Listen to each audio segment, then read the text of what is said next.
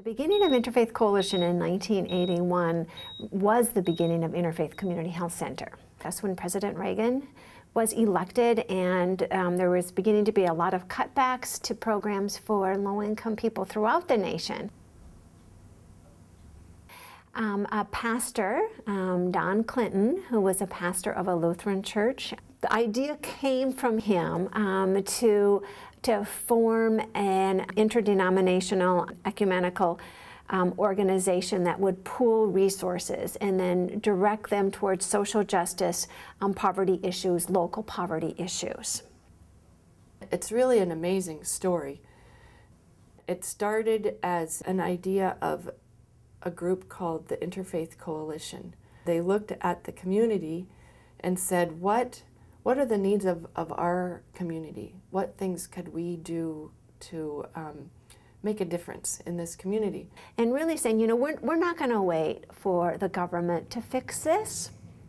We locally can make a difference. And the first issue that was identified was the lack of medical care for low-income people in the community. So through that, a partnership was created between local congregations, the medical society in our community, and then Opportunity Council, which was the largest social action agency in our community. And those three agencies came together to provide what really was the beginning of a referral system to hook folks up that needed medical care with physicians in the community who would volunteer to see patients within their own practice. But that was soon overwhelmed. That system was soon overwhelmed. The volunteer physicians were, you know, booked out with whatever their capacity was for who they could see, and they actually had started, gotten some dentists to be on board as well to start to see people. And so they came back together again and said, okay, so this is outgrown what can be managed. Let's start a clinic.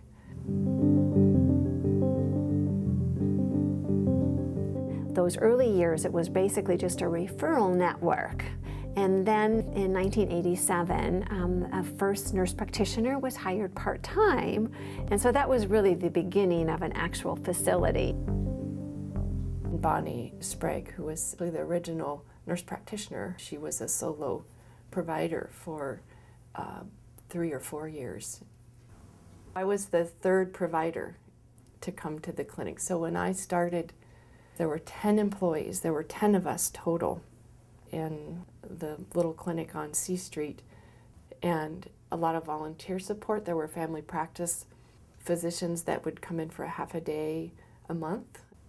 So we had a conversation as a whole clinic, all 10 of us sat down with the question of, should we start to bill DSHS? Should we bill Medicaid and open our doors to that? So of course I think we had no idea what that meant, but we decided yes. And that was like a dramatic change then in being this little sliding fee clinic to starting to bill insurances. And phew. And since then it's grown to, you know, over 100 employees, and including dental care and behavioral health care. And it's been wonderful having all of those services under one roof.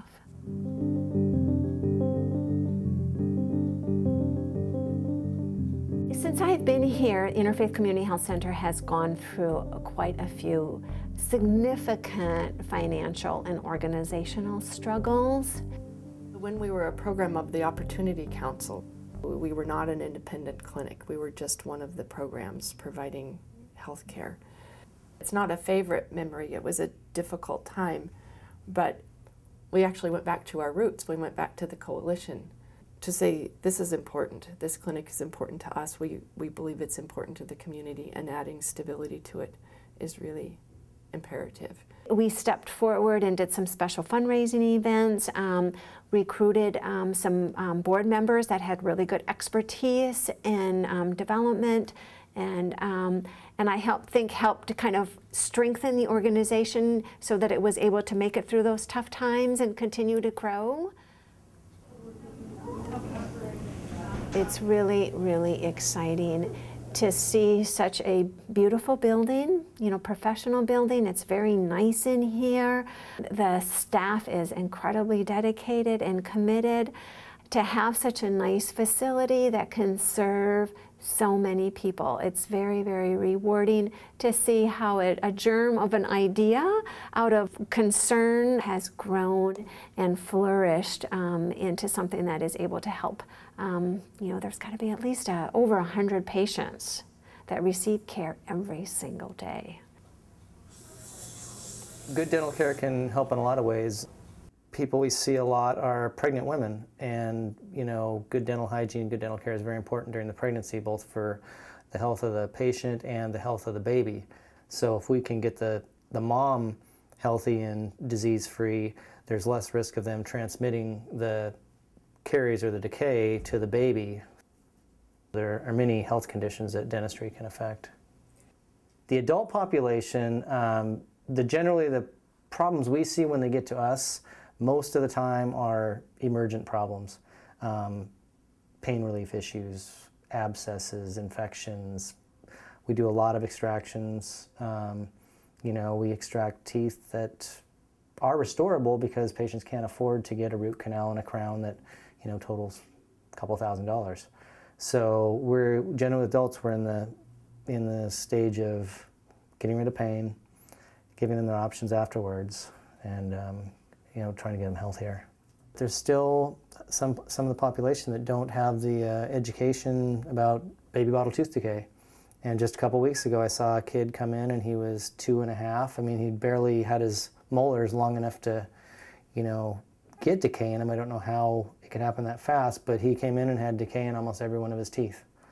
And the mom and dad were somewhat clueless, you know, about the whole baby bottle tooth decay issue. So luckily we have resources that we can send, you know, kids out to pediatric dentists. We do pediatric dentistry, however we don't do sedation. And a 2.5-year-old needs to be sedated. Most of the time it's not that they're just neglecting their kid, it's, you know, they just didn't know. So when you see them each year and they come back and they have the same fillings they got originally and they don't have any more cavities, you know you at least helped them. Hopefully, long-term, not having big issues down the road. The dental program has a once-a-month program where they reach out to adults. And so a board member comes by the morning that the dentists are here with refreshments.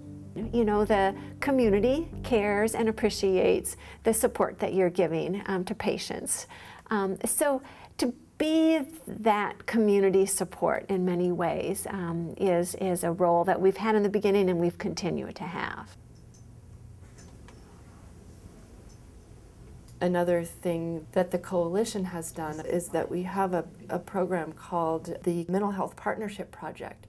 Community therapists, local counselors, who basically volunteer their time to the clinic. I mean, what an amazing service to our patients through this community effort of us and the coalition and basically volunteer providers. One of the things that we've seen change over the years quite dramatically is how many patients who have what they call a comorbid condition. So not only do they have diabetes, but they also have depression, schizophrenia.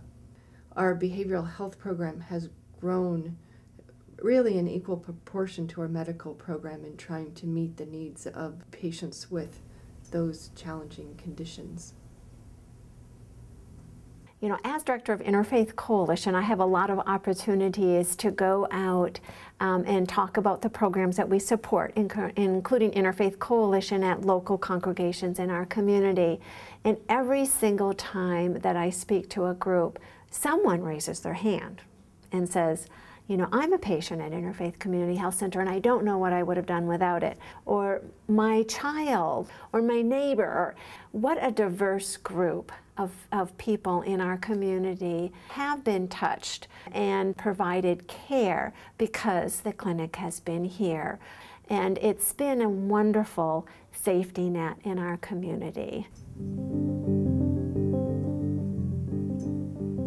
Interfaith plays a vital role in the community What has the most meaning to me is to have been witness to some of the patients that I've seen and what they've been able to do with their lives. I mean, to allow me to be a part of that, to be a part of their lives and their struggles and their growth has been an incredible honor.